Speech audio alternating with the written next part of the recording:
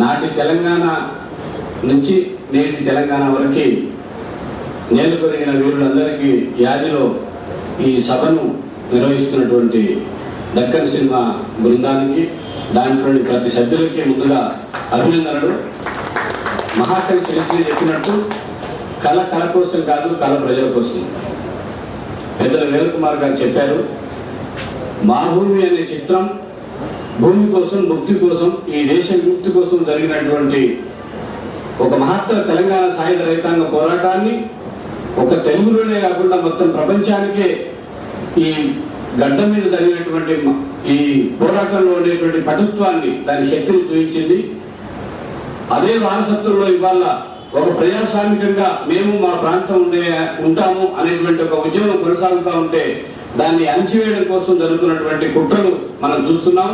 సరిగ్గా ఇవాళ ఒక రాజకీయ అనివార్య స్థితి నుంచి తెలంగాణ ప్రకటిస్తారేమో అనేటువంటి ఒక సందర్భంలో ఇవాళ రాయల తెలంగాణ పేరుతో ఒక కుట్ర జరుగుతూ ఉంది.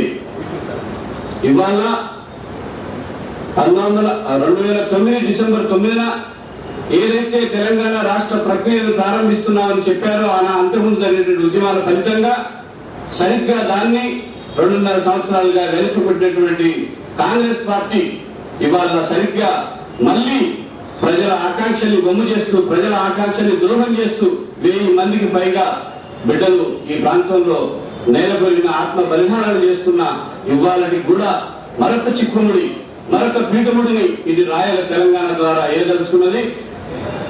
తెలంగాణ ప్రజాప్రతినిధి ఉపాధ్యక్షులు వేల్ కుమార్ గారు చెప్పినట్టు తప్పనిసరిగా మన శక్తి విడివిడిగా ఉన్నది, మన ఉద్యమాలు వేరువేరుగా ఉన్నాయి. ఏ కేంద్రాన్ని అయితే మనం మెడలు వంచి మనం తెలంగాణని సాధించుకోవాలనుకుంటున్నామో ఇవాళ అది ఇంకా సాధ్యం కాలేదంటే మన శక్తి ఇంకా దగ్గరికి రావాల్సిన అవసరం ఉంది. మన మొత్తం సర్వశక్తులని కూడా ఏకోన్ముఖంగా కేంద్రం మీద పెరగవలసినటువంటి అవసరం ఉంది. ఆ కర్తవ్యాన్ని నాటి వీర తెలంగాణ నుంచి నేడు వేరు తెలంగాణ వరకు తప్పనిసరిగా పుణికిపుచ్చుకోవాల్సినటువంటి అవసరం ఉంది.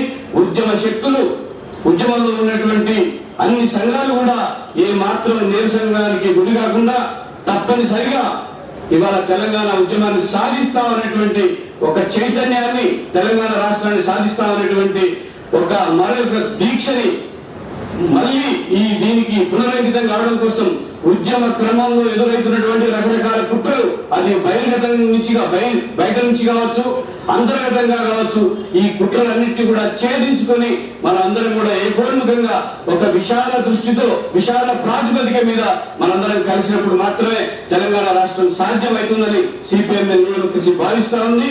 అట్లా ఒక రాష్ట్రాన్ని సాధించుకున్న వరకే కాకుండా రాష్ట్రం ఏర్పడ్డ తర్వాత కూడా ఒక పునర్నిర్మాణం జరగాల.